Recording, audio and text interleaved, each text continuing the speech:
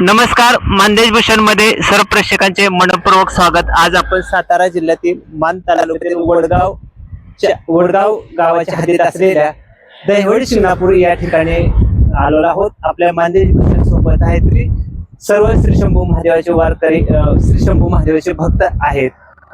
श्रावणी पायदिंडी सोहळा आहे आणि बेदाल गावच्या हद्दीत असलेल्या फुले नगर ते शिखर शिंगणापूर असा हा श्रावणी पायदिंडी सोहळा सुरू करण्यात आलेला आहे।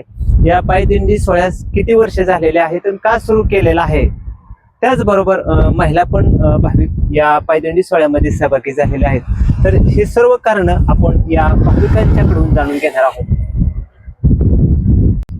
नमस्कार, पहिल्यांदा तुमचं नाव सांगा। बर, एक सांगा, आता पायदिंडी सोहळा तुम्ही सुरू केलेला आहे आणि श्रावण महिन्यातला आहे, तर का मनात आलं की आपण आता फुले नगर ते शिखर शिंगणापूर हा पायदिंडी सोहळा सुरू करावा? किती वर्ष आहे हे? आमचं पहिलंच वर्ष आहे। बर, पहिलेच आषाढी वारी जवळजवळ मला वाटते 15 ते 16 वर्ष करतो। बर, आषाढी वारी पंढरपूर। या वर्षी असं मनात आलं की ह्या वर्षी आपण पायी फुले नगर ते शिंगणापूर पायी दिंडी सोहळा काढायचा। आमचं हे नियोजन झालं फक्त परवा दिवशी। बर, परवा दिवशी हे जे जर अगोदर नियोजन झालं तर अजून लोकसंख्या आमची हे पहिलंच वर्ष आहे। हे आमचं पहिलंच वर्ष आहे। बर, म्हणजे परवा दिवशी नियोजन होऊन सुद्धा एवढा आम्हाला प्रतिसाद भेटलेला आहे। म्हणजे आता शेतातली कामं सुरू असताना सुद्धा हा शेतकरी वर्ग एकत्र आलेला आहे। बर, आता ह्याच्या पाठीमागे कारण काय? म्हणजे आता तुम्ही पायदिंडी सोहळा सुरू केलेला आहे, पण काही आपण बघतो की श्रावण महिन्यामध्ये काही कावडी शिखर शिंगणापूरला येत असतात, महाराष्ट्रातून येत असतात। अशी तुमची कावड किंवा असं काही इतिहास आहे का तुम्ही शिखर शिंगणापूरला जाता वगैरे? आहे ना, आमची स्वतःची कावड आहे। बर, आम्ही चैत्र महिन्यात शिंगणापूरला कावड घेऊन जातो। बर, त्या उद्देशानं म्हणलं आता ह्या वेळेस आपण कावड पण न्यायची आणि श्रावणातला एक पायदिंडी सोहळा पण करायचा। साधारण किती लोक सहभागी झालेले आहेत? आता जवळजवळ 35 ते 40 लोक सहभागी झालेले आहे। पहिलेच वर्ष असून पहिलंच वर्ष आहे। बर, आता फुले नगर मध्ये ज्यावेळी तुम्ही निघाला त्यावेळेला कुठला कार्यक्रम तिथं पहिल्यांदा घेतला होता? तिथून निघताना शुभारंभ करताना काय आम्ही पंचपदी भजनाची केली। बर, आणि तिथून प्रस्थान केलं। बर, आता आज संध्याकाळपर्यंत शिंगणापूरला जाणार।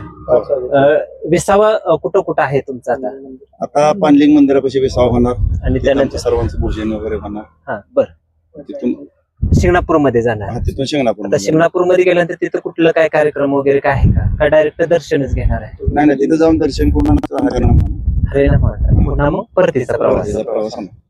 परतीचा प्रवास असाच आहे का कसा आहे? नाही, गाडीचा प्रवास आम्ही गाडी। बरं, आता ह्या वर्षी पहिले तुमचं वर्ष आहे बरोबर? पुढल्या वर्षी ह्या अनुभवात तुम्हाला काय वाटतं की अजून काय बदल करावा? आता सकाळपासून तुम्ही निघालेला आहे, साधारण 12-12:30 झालेले आहेत। आता अजून काय असं बदल सुचवलंय का कोणी की अजून पुढल्या वर्षीसाठी आपण हे करू ते करू? काय नाही, अजून पहिलंच वर्ष आहे। पहिल्याच वर्ष ज्या त्या वेळेनुसार बदल होणारच। धन्यवाद। रामकृष्ण हरे। रामकृष्ण। तुमचं नाव सांगा आता पहिल्यांदा। मी हरिभक्त पारायण सुधाकर महाराज बोराटे, फुले नगर। महाराज, एक सांगा, खरं तर आता शंभू महादेवाचं तुम्ही दर्शन घ्यायला निघालेला आहे, पण अजून फुले नगरला काय आध्यात्मिक पार्श्वभूमी काय आहे? कुठलं काम त्या निमित्तानं होतं? पारायण एखादं होतं का? काय होतं?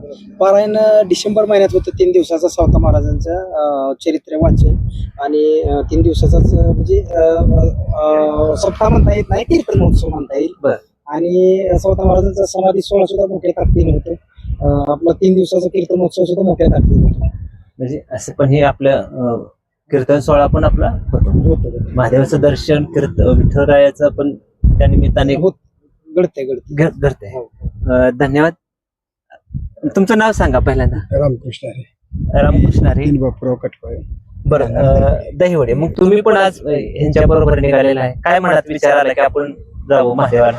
असा विचार आला मनात की बरेच लोक महादेवाला जातात, कावड घेऊन जातात। बर, आपण सांप्रदायिक सगळं सोबत घेऊन शंभू महादेवाला आपण जावं असा मनात विचार आला। सगळ्यांचा होकार घेऊन आम्ही 2 दिवसापूर्वी हा नियोजन झाले आणि थोडक्या नियोजनात भरपूर आम्हाला म्हणजे पुढच्या वर्षी जर वाढलं याच्यापेक्षा जास्त ताकदीनं थोडा सोहळा जास्त आनंददायी करते। जसं वाटत तसं नियोजनात बदल बिराल, ग्रामस्थ, फुले नगर, दहिवडीकर असे सगळे सोबत घेऊन आम्ही जाण्याचा प्रयत्न करतो आणि करणार अजून। म्हणजे आता एक सांगा माऊली, खरं तर मग तुम्हाला विसरलो विचारायचं की आज गुरुवार आहे. मग असंच कसं म्हणजे नियोजन केलं किंवा काही वेळेला लोक काय ते श्रावण तर सोमवार कसा ते नियोजन करतात, पण तुमचं मध्येच कसं नियोजन झालं? आमचं म्हणजे पहिल्यांदा अचानकच नियोजन झालं गुरुवारी जायचं, पण कारण आम्हाला बी श्रावण महिन्यामध्ये हरिनाम भरपूर आहे. त्यामुळे आजचा हरिनाम आता वारी करून सुद्धा संध्याकाळी आम्हाला हरिनामाला पोहोचायचे 9 वाजेपर्यंत. म्हणजे नियोजन झालं आणि पहिल्यांदाच वार ठरवण्यापेक्षा सुरुवात गुरुवारची आणि झाली. सुरुवात होणे हे महत्वाचं होतं. अगदी बरोबर. धन्यवाद. रामकृष्ण हरे. रामकृष्ण. नाव सांगा तुमचं. माझं नाव आम्ही आम्ही ते एक सांगा, शेती व्यवसाय काय नोकरी काय करता? व्यवसाय. बरं, आज व्यवसाय तुम्ही वेळ काढून आज तुम्ही महादेवाच्या दर्शनाला निघालेला आहे. काय मनात भावना आली की आपण जाऊया? मला म्हणजे आता आम्ही व्यवसाय करतो, दररोज दैवडीमध्येच असतो. आम्ही श्रावण चालू झाल्यापासून बघतो दररोज बाहेरच्या गावाच्या आपल्या तालुक्यामध्ये शिंगणापूरला दिंड्या येतात जातात. मग आमच्या सर्वांच्या मनात आलं आपणही पुढे नगर भजनी मंडळामध्ये असतो.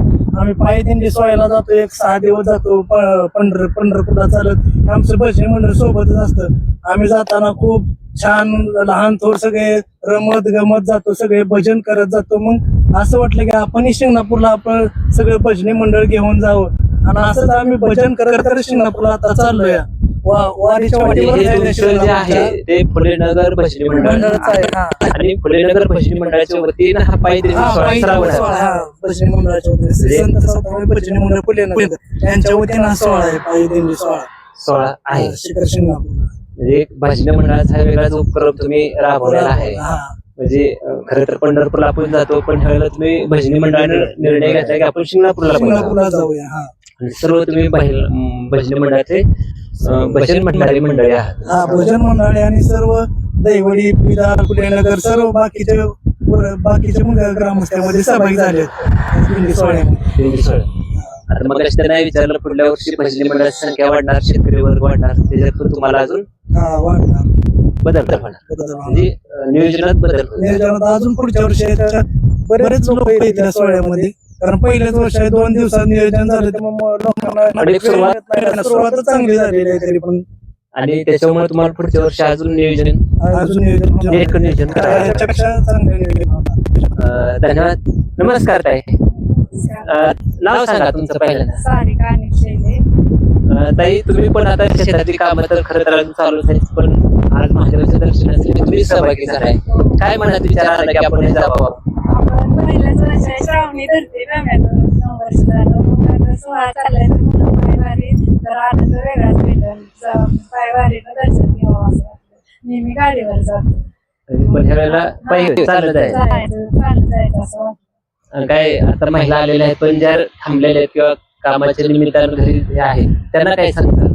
पण सांगणार म्हणजे खूप आनंद झाला तुम्ही पण चला पुढल्या वर्षी. पुढल्या वेळेस जास्त संख्या तरी पण आजच्या ह्याच्यात चांगली संख्या आहे महिलांची. हो. तसं बघितलं. अचानक नियोजन झाल्यामुळे त्याला मला वाटत नाही की निघाला तर पुढच्या वेळेस सगळ्यांना सांगून भरपूर महिला येतील. म्हणजे नियोजन नीट करा. हा, नीट.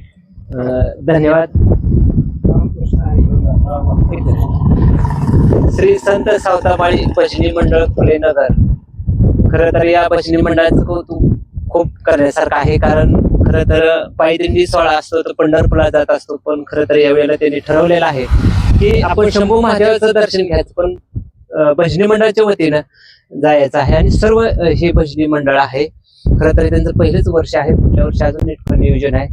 खरं तर त्यांनी कारण पण सांगितलेलं आहे मानदेश भूषणशी बोलताना. सर्वांना मनपूर्वक धन्यवाद. हर हर महादेव.